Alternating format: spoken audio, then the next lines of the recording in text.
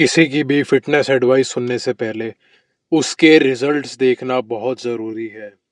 So here are my results that I have achieved over 2 years of dedication and hard work. इस video के अंदर बिल्कुल भी high visual graphics नहीं है। ये एक बेसिक सी नोट्स प्रेजेंटेशन होगी। आज की जनरेशन का अटेंशन स्पैन इतना ज़्यादा ख़राब हो चुका है कि तुम लोग 15 सेकंड से ज़्यादा किसी भी चीज़ पे फोकस नहीं कर सकते हो। अगर तुम एक वीडियो जो कि तुम्हें लाइफ में इम्प्रूव करने के लिए हेल्प करेगी वो भी ढंग से अपने दिमाग को कंट्रोल करके नहीं देख सकते हो, so please click off this video is not meant for you. If you choose to watch this video, I will try कि मैं अपनी तरफ से पूरी नॉलेज अच्छे से दे पाऊँ। तो भाई आज की वीडियो का टॉपिक है how to overcome shyness in gym. तो भाई क्या होता है कि जब तुम अकेले जिम जाते हो और तुम अपेरेंटली मोटे भी होते हो तो तुम्हें हमेशा एक ऐसी फीलिंग आती है अंदर से कि सारे लोग तुम्हें ही देख रहे हैं, और क्योंकि तुम जिम बिगिनर हो तो सब लोग कहीं ना कहीं अंदर ही अंदर तुम्हारी फॉर्म के ऊपर हंस रहे हैं। लेकिन ये चीज़ एक कंप्लीट सेल्फ लिमिटिंग बुलशिट है जिसे कि आज मैं प्रैक्टिकली तुम्हें सिखाऊंगा कैसे ओवरकम करना है। अब तुम ये सोचोगे कि हम इसकी बात या इसकी एडवाइस क्यों सुने, तो उसका एक सिंपल सा आंसर ये है कि मैंने भी as a 110 kg fat dude अपना जिम ट्रांसफॉर्मेशन स्टार्ट किया था और मैं खुद भी अकेले ही जिम जाया करता था। तो अब हम सीधा प्रैक्टिकल वेज डिस्कस करते हैं। तो भाई सबसे पहले तुम्हें क्या करना है कि जो सबसे ईजीएस्ट वे है वो ये है कि तुम जिम जब भी जाओ तो अपने ईयरफोन्स लगा के जो भी तुम्हारे फेवरेट सॉन्ग्स है वो प्ले करना शुरू कर दो। और हमेशा ये ट्राई करो कि अगर तुम्हारा जिम तुम्हें फ्री पर्सनल ट्रेनिंग प्रोवाइड करता है तो और भी अच्छा है, क्योंकि फिर तुम्हें ये फीलिंग नहीं आएगी कि तुम अकेले जिम कर रहे हो। अब अगर लेट से कि तुम्हें फ्री पर्सनल ट्रेनिंग नहीं भी मिलती है तो तुम ईजीएस्ट चीज़ जो कर सकते हो वो है अपने चुपचाप ईयरफोन लगाओ और अपने वर्कआउट पे ध्यान दो। लेकिन ये सबसे बेकार एडवाइस है, क्योंकि तुम कभी भी इस सेल्फ लिमिटिंग बिलीफ को ओवरकम नहीं कर पाओगे। तो इसके लिए अब हम प्रैक्टिकल दूसरी वेज डिस्कस करते हैं। तो सबसे पहली वे जो है वो ये है कि तुम क्या करो, चुपचाप पहले जिम में जाके एक कॉर्नर के अंदर जाके बैठ जाओ अपने ईयरफोन लगा के, और तुम्हें क्या करना है कि 5 मिनट के लिए बैठ के लोगों को बस ऑब्जर्व करना है। तो होगा क्या कि तुम ये चीज़ ऑब्जर्व करोगे कि और भी मोटे लोग हैं जो कि वर्कआउट कर रहे हैं, लेकिन तुम्हें कभी भी अपने अंदर ये थॉट नहीं आएगा कि मुझे इन लोगों पे हंसना चाहिए क्योंकि ये लोग जो है इनकी फॉर्म सही नहीं आ रही है, या फिर XYZ कुछ भी रीज़न हो सकता है। इनफैक्ट तुम्हें अंदर से एक मोटिवेटेड फीलिंग आएगी कि अगर ये लोग इतने मोटे होके भी ढंग से वर्कआउट कर सकते हैं तो मैं भी कर सकता हूँ। अब चलते हैं दूसरे प्रैक्टिकल वे पे जिससे कि तुम ये इंश्योर कर सकते हो।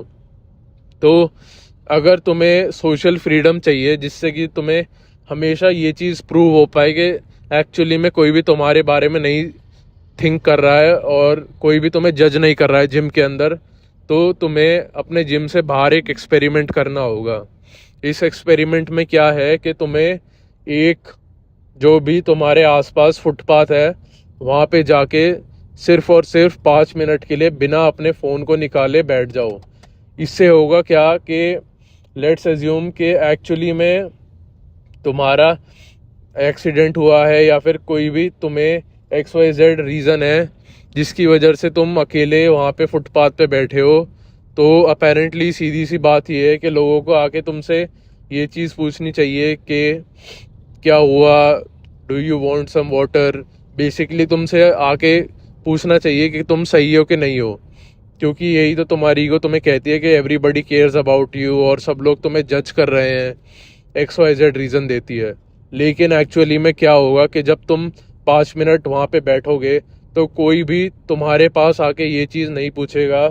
और ये चीज़ तुम खुद भी अपने ऊपर रिवर्स करके देख सकते हो कि जब भी तुम किसी फुटपाथ से गुजरते हो और किसी को अकेले बैठा हुआ वहाँ पे देखते हो तो तुम कभी भी उसके पास जाके ये नहीं पूछते कि इज़ एवरीथिंग ऑल राइट, क्या तुम्हें कुछ हेल्प की ज़रूरत है या नहीं है।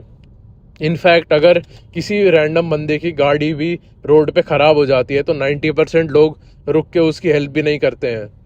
ये एक पॉइंट प्रूव करता है कि एक्चुअली में कोई भी तुम्हारी केयर नहीं करता है, और ये सिर्फ तुम्हारी ईगो की डिसेप्शन है जो कि तुम्हें ये चीज़ बिलीव करने पे मजबूर करती है कि एक्चुअली में people care about you and they are judging you in the gym. तो भाई अब मैं तुम्हें एक पर्सनल ऐसी स्टोरी सुनाऊंगा जिससे कि मुझे ये चीज़ रियलाइज़ हुई थी कि एक्चुअली में नोबडी केयर्स अबाउट मी। तो हुआ क्या था, एक रैंडम मंडे था जब मैं कॉलेज जा रहा था।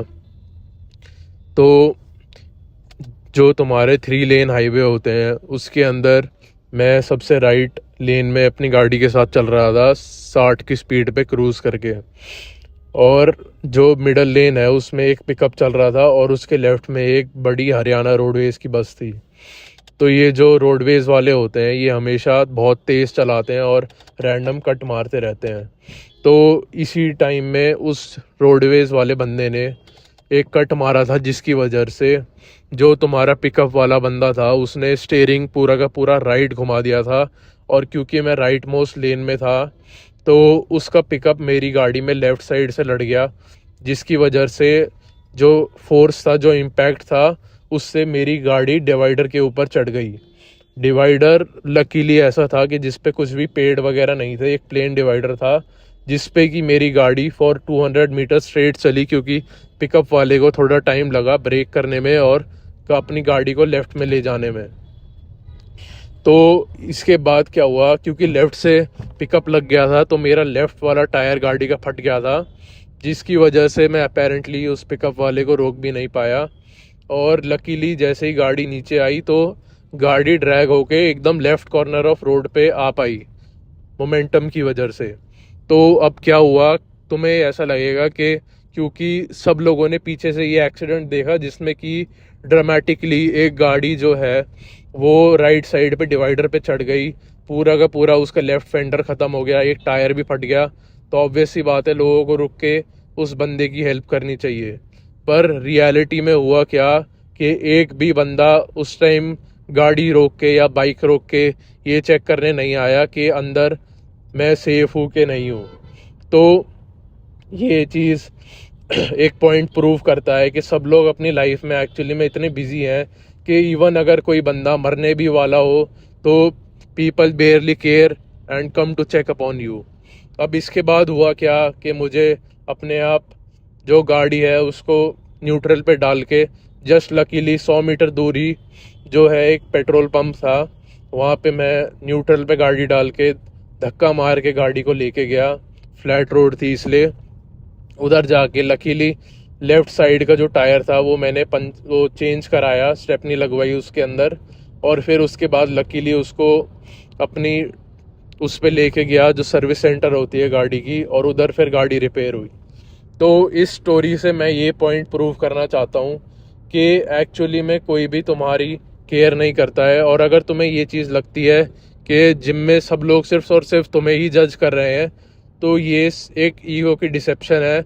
और जो मैंने तुम्हें फुटपाथ वाला एक्सपेरिमेंट बोला है वो ज़रूर ट्राई करके देखना, इसके बाद तुम्हें अपने आप एक पॉइंट प्रूव हो जाएगा। तो भाई अगर तुमने इस वीडियो को यहाँ तक देख लिया है, दिस प्रूव्स कि तुम अपनी लाइफ में सीरियस हो अपने आप को इम्प्रूव करने के लिए, and I am very proud of you for trying to improve, और thanks for watching this video till the and.